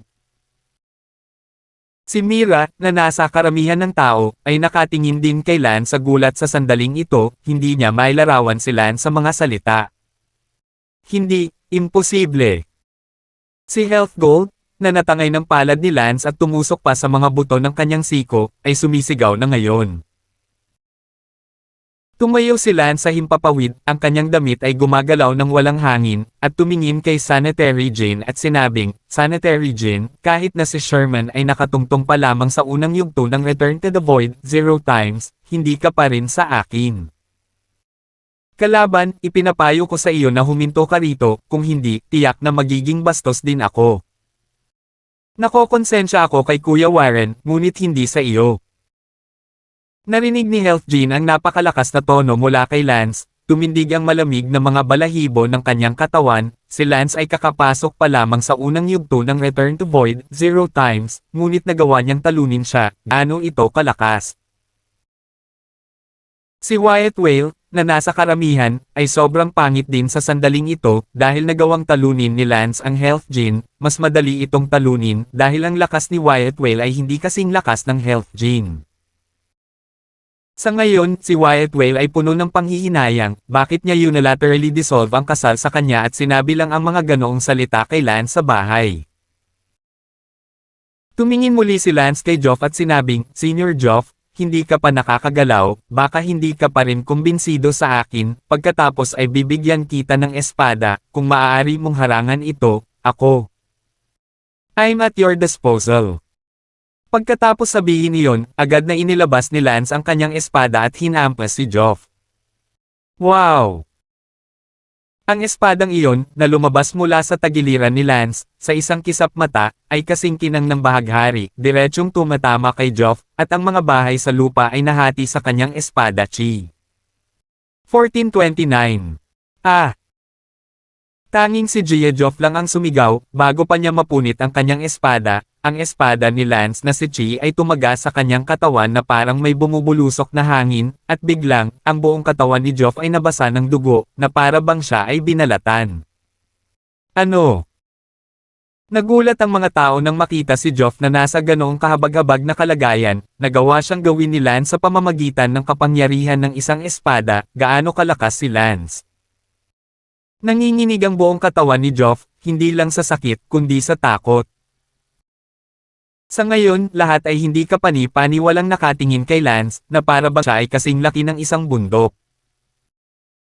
Maging si Stephen, na nakatayo sa karamihan, ay nakatingin kay Lance na may kaunting nararamdaman. Tungkol naman kay Mira, na tumitingin sa puso ni Lance ay talagang tumibok ng kaunti ng mabilis. Sa loob ng mahabang panahon, ibinaba ni Joff ang kanyang ulo at sinabing, Pasensya na, Cyrus, ngayon lang ako nakamulat, sana ay hindi ka sisihin ni Senior Cyrus. Tumingin si Lance kay Joff at sinabi sa kanyang puso, gayunpaman, alam niya kung paano sumulong at umatras. Sa kabilang banda, ang hygienic na gintong iyon ay walang sinabi, hindi humingi ng tawad kay Lance tulad ng ginawa ni Joff. Mayroon pa ring sama ng loob kay Lance sa loob. Tiningnan ni Lance ang Health Gene at sinabing, Health Gene, mukhang may hinaing ka pa. Don't dare. Sabi ni Health King. Itinaas ni Lance ang kanyang espada at sinabing, maaaring ang espada na pinugutan ko lang ng ulo ni Joff, siguradong mahuhuli mo ito. Wala pang sinasabi si Sanitary Gene, ngunit sa sandaling iyon, pumutol si Lance gamit ang kanyang espada. Nagbago ang mukha ni Hygienic Gene at abala siya sa pagtataas ng espada para salubungin ito, ngunit pagkataas pa lang ng espada ay duguan ang katawan niya na parang binalatan ng parang sableng sakit. Wow! Natahimik ang audience. Sinabi ni Lance, Hygienic Gene, mukhang hindi mo rin ito mahuhuli. Ibinaba ni Hygienic Gold ang kanyang ulo at sinabing, I'm sorry, Cyrus. Sa wakas, pagkatapos kainin ang espada ni Lance, ibinaba ng Hygienic Gold ang kanyang ulo, hindi nang ahas na magkaroon ng kahit katiting na hinanakit sa loob. Nasiyahan si Lance dito at sinabing, nasaan ang mga puntod ni na Brother Warren at Brother Joff, dalhin mo ako doon. Sumunod ka sa akin. Health Gene at Joff, lumipad palayo kasama si Lance. Hindi sumunod ang mga tao, ngunit kailangan nilang maghinagpis na ang dalawang malalakas na lalaki sa unang yugto ng Return to Void ay binugbog ni Lance ng walang galit. Nagpunta si Lance upang magbigay galang kina Warren at Joff ng magkahiwalay, na inilibing sa Royal Cemetery. Kalalabas lang ni Lance sa Royal Cemetery pagkatapos magbigay ng respeto nang makita niya si Wyatt Whale na naghihintay sa labas. Hindi man lang siya nilingon ni Lance at lumipad na lang. Pog! Natigilan si Wyatt Whale, ang kanyang mukha ay napahiya at natatakot sa parehong oras, dahil ngayon kahit si Stephen ay hindi nang ahas na saktan si Lance, kahit na ang kaharian ni Stephen ay mas mataas kaysa kay Lance. Agad siyang hinabol ni Wyatt Whale. Cyrus, swoosh! Tumalikod si Lance at sabay hampas ng espada kay Wyatt Whale, itinutok ng espada ang leeg ni Wyatt Whale at sinabing, Wyatt Whale, wala akong kinalaman sa iyo, Wyatt Whale Wang Fu, ito ang gagawin mo. Told me? Have you forgotten yourself? Isasama ko si Wendy. Simula ngayon, hindi na miyembro ng Wanyang Palace si Wendy. Lumipad palayo si Lance. Nawala si Wyatt Whale. Hahaha, Kuya Cyrus. Isang tawa ang nanggaling sa hindi kalayuan, si Stephen iyon. Senior Brother Stephen. Kuya Cyrus, bagamat mas mataas ako sa iyo sa kaharian, hindi na kailangang maging magalang, tara, pumunta tayo sa aking lugar para uminom.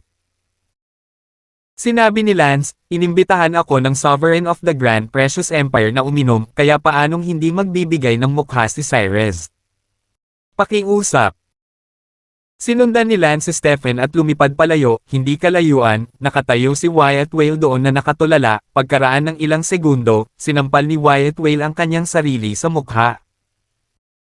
Dumating si Lance sa palasyo, at naghanda na si Stephen ng isang piging para gamutin si Lance. Kuya Cyrus, binuksan mo talaga ang mga mata ko ngayon, tumuntong sa Void sa murang edad at natalo si Health Jean at Joff, haha, sapat na para makakita ako ng isang henyo na tulad mo sa buhay ko. Si Kuya Stephen ay magalang. Brother Cyrus, masisiguro ko sa iyo na ang iyong kinabukasan ay talagang hindi pangkaraniwan. Sa ating mundo, ang alamat ay nagsasabi na 10,000 taon na ang nakalilipas, isa sa pinakamakapangyarihang tao ang pumasok sa Homeward Void 5th stage, at sa tingin ko ikaw ay tiyak na malalampasan ang taong ito. Mayroon talagang 5 yugto pagkatapos ng Returning Void Stage 4. Tama, nakakalungkot lang na pagkatapos nito, wala nang nakakaalam kung saang kaharian naruroon ang Marshall Dao. Para sa alamat, ang tugatog ng Marshall Dao, na tumuntong sa Void, mas hindi alam kung saang lupain ito naroon, at hindi alam kung totoo o hindi. Walang sinabi si Lance, sa loob-loob na nanunumpa na tatahakin niya ang Void hindi alintana kung ito ay totoo o hindi. Gayunpaman, si Lance ay nahaharap din sa isang problema, ang pinakamalakas na tao sa mundo ay nasa 3 yugto pa lamang ng pagbabalik sa Void, kung si Lance ay walang kalaban, kung gayon ito ay magiging napakahirap para sa kanya na linangin. Nang walang kalaban, naglilinang ng husto sa kanyang sarili, ganap sa kanyang sarili, nang walang anumang karanasan mula sa kanyang mga nauna, lahat ng ito, umaasa sa kanya lamang upang magbukas, masasabing, napakahirap, napakahirap. Sa makatuwid, ang pinakamalaking kaaway ni Lance sa hinaharap ay ang kalungkutan. Tanong ni Lance, sa ngayon, sa ating mundo, alin ang pinakamalakas sa martial arts? Ito ay si Lan Ronshui ng Flower Moon Empire, ang 3 yugto ng Return to Void, at ang nag-iisa sa mundong ito, ang 3 yugto ng Return to Void, at para sa 2 yugto ng Return to Void, mayroon lamang 5 sa buong mundo. Sila ay ako, ang iyong lolo sa tuhod na si Yehuda, at 3 mula sa iba pang mga imperyo. At ang nagbalik na Void Phase 1, ngunit marami pa, ang bawat imperyo ay may halos 10. Well, I see. Sige, salamat sa alak, alis muna ako. Teka. Si Stephen ay abala sa pagtawag para pigilan si Lance. Ano pa bang meron? Nako, Kuya Cyrus, hindi ko alam kung interesado ka pa ba sa mga babae, o hindi. Anong ibig mong sabihin? May Mira, gusto ko siyang kasama. Bakit mo gustong gawin iyon? Haha, kasi makapangyarihan ka at ang sarap makipag-affinity sa'yo ng konti, diba? Sa sandaling iyon, inutusan ni Steph ng isang utusan, tatawagan ko si Mira dito. Oo, kabanalan. Hindi nagtagal, dumating si Mira. Diretso ang sinabi ni Stephen, Mira, 50 taong gulang ka na ngayon, bago kayo magkasintahan ni Warren, ngunit ngayong patay na si Warren, wala ka nang mapapangasawa, kaya ako ay magpapakasal. Kay Cyrus, ano sa tingin mo? Lolo. Sige, ito ay isang utos, Kuya Cyrus, kung kinikilala mo ako bilang iyong kapatid, ilayo mo si Mira. Ngumiti si Lance, salamat Kuya Stephen sa iyong pagmamahal, ngunit sa kasamaang palad, nakatutok na ako ngayon sa paglampas sa lahat ng mga nauna sa akin at sa pag-abot sa hindi pa nagagawang taas, kababaihan at pamilya, hindi ko naiisipin iyon. Paalam. Tumalikod si Lance at lumipad, gaano man kaganda si Mira, maging kasing ganda kaya siya ni Thalia. Gaano man kahalaga ang magpakasal, ito ba ay kasing halaga ng pagtapak sa kawalan? Mira, hindi na kailangang mawala, personal kitang ipapadala sa Great Martial Empire pagkatapos mong makapasok sa Peak Realm. Sabi ni Stefan. 1430. Lolo, ito. Oh, pupunta ako sa Great Martial Empire, makikipagkita ako kay Yehuda para mag-cut at makipagpalitan ng ideya, at siya nga pala, ipapapakasal kita kay Cyrus, walang dahilan si Yehuda. To disagree, kaya walang kwenta kung ayaw ni Cyrus na magpakasal ulit, you're destined to marry her. Mira, do you like him? Aha. Nahihiyang tumango si Mira. Hahaha, pagkatapos ay pumunta sa Peak Deng Realm sa lalong madaling panahon, ngunit huwag mo akong paghintayin. Oo, tiyak na tatango ako sa Dengfeng Realm sa lalong madaling panahon.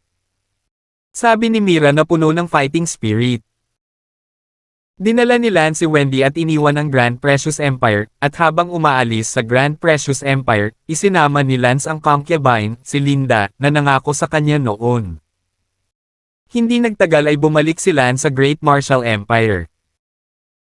Gayunpaman, dahil sa napapanahong pagbabalik ni Lance, walang sinuman sa Great Martial Empire ang nakakaalam tungkol sa pagtungtong ni Lance sa unang yugto ng Returning Void, at walang nakakaalam na si Lance ay pumasok sa Valley of Ghosts, bago sumugod ang kanyang lolo at ang iba pa. Sa Valley of Ghosts, ito ay kanyang pantasya lamang, sa katotohanan ang kanyang lolo at ang iba pa, ay hindi man lang alam na si Lance ay pumunta sa Valley of Ghosts, at ang Valley of Ghosts ay isang lugar na ang lahat sa Great Precious. Alam ng Empire, ngunit hindi alam ng maraming tao sa Great Martial Empire ang tungkol dito.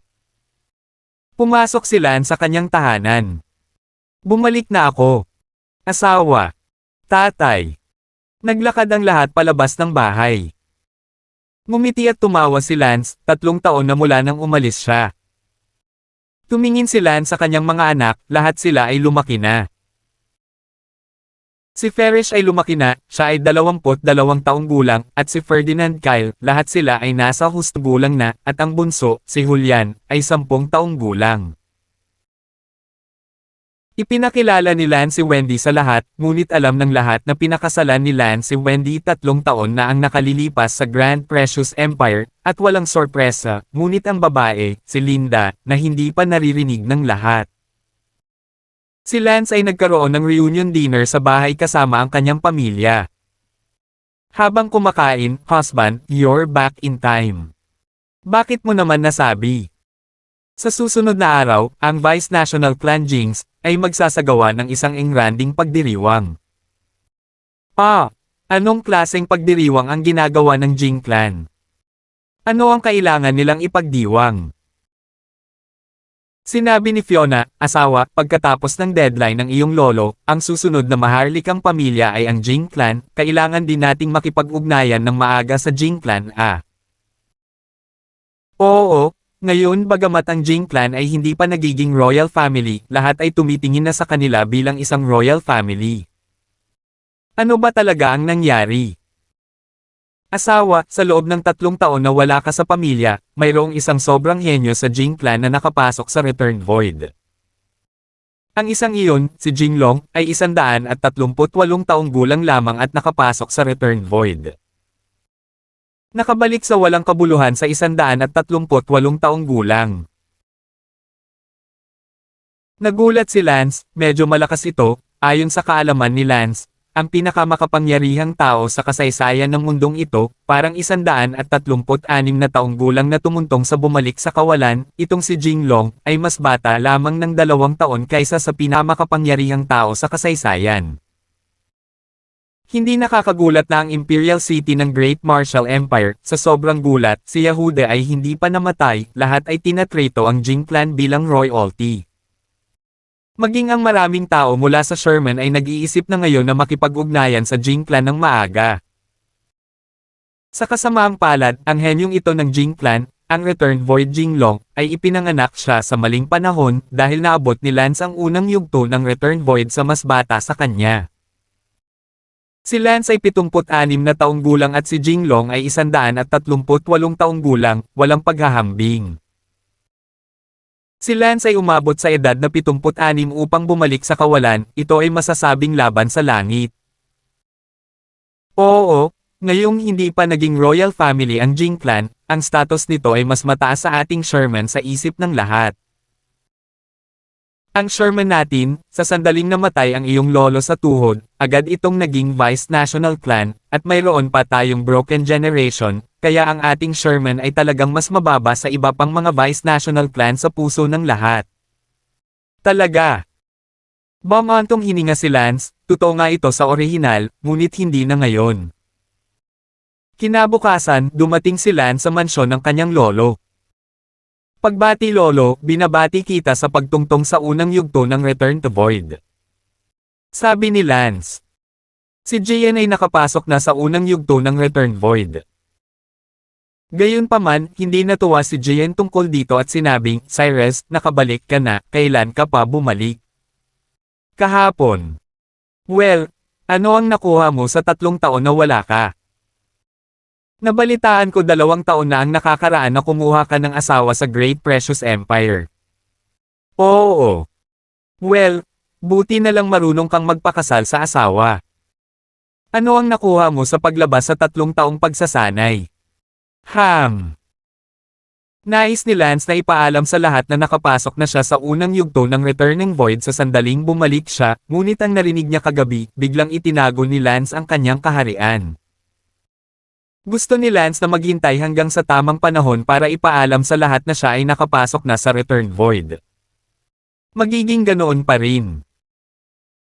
Hindi gaanong nagtanong si Jian, kung tutuusin, ang 3 taon ay hindi sapat na oras para magsanay ng kahit ano, at ang pagtatanong ay isang magalang na tanong lamang. Sinabi ni Lance, Lolo, kailan ka tumuntong sa unang yugto ng Return Void? 6 na buwan lang ang nakalipas. Bakit parang hindi ka masaya tungkol dito? Nalilito si Lance. Ano bang dapat ikatuwa, kakabalik mo lang, baka hindi mo pa alam si Jinglong. Nabalitaan ko ang tungkol dito kagabi, ang Vice National Clan Jing Clan, 138 taong gulang na nagngangalang Jinglong ay pumasok sa Returning Void. Oo. Ang Jinglong na iyon ay tumuntong din sa Return Void kalahating taon na ang nakalipas, halos kasabay ko. Ang Sherman ay nagdaos ng isang pagdiriwang para sa akin upang ipagdiwang aking pagpasok sa Returning Void, at sa araw ng pagdiriwang, ang mga tao mula sa Jing Clan ay dumating upang ipagdiwang ako, at si Jinglong ay kabilang sa kanila, at may nagmungkahi na kami ni Jinglong ay maaaring mag-cut and match habang sabay kaming tumuntong sa Returning Void. Kaya, nakipag-sparring ako kay Jinglong, ngunit, na si Jinglong ay karapat-dapat na maging 138 taong gulang na henyo na tumuntong sa Hui Void, pinatumban niya ako gamit ang isang kamay, hindi, kalahating kamay, at napakaraming tao ang naroroon, ito ay nakakahiya. Ay mula sa araw na iyon, ang aming pamilya ng Sherman ay naging hindi karapat-dapat sa pangalan nito. Galit na galit si Lance, napakatapang ng Jinglong na iyon, nang ahas siyang talunin ka. Oh, teka, tangent lang, hindi ako magaling, o masyado siyang malakas, benign tangent, walang dapat ipagtanim ng sama ng loob. At saka, ang Jinglong na iyon ay talagang pambihira, kailangan nating pakiusapan. Jing, kung tutuusin, kapag naabot na ng iyong lolo sa tuhod ang kanyang limitasyon, walang duda na si Jing ang magiging susunod na maharlikang pamilya, samantalang tayo, kailangan pa rin ng pagkakamali sa isang nakatagong hinaharap, paano tayo makikipagkompetensya kay Jing? Nanatiling tahimik si Lance. Sa pag-aakalang bigo si Lance, sinabi ni Jian, Cyrus, bukas na ang oras para sa Jing Clan na magdaos ng isang selebrasyon para ipagdiwang ang ika-138 taon ni Jinglong ng pagtungo sa kawalan, dapat ka ring bumalik at maghanda ng ilang regalo para bisitahin si Jing ang haba. Bakit ko naman bibisitahin si Jinglong? Si Jian ay hindi nakaimik, kami ay royalty pa rin ngayon, ngunit sa lalong madaling panahon ay hindi na kami, kung iniisip mo pa rin na ikaw ay mataas at makapangyarihan dahil dito, ikaw ay talagang mali. Si Jinglong ay malamang na ang susunod na emperador, kaya para sa ikabubuti ng pamilya na dalawin mo siya, at sana mas alagaan ka pa niya sa hinaharap. Forget what they doing, keep on doing that.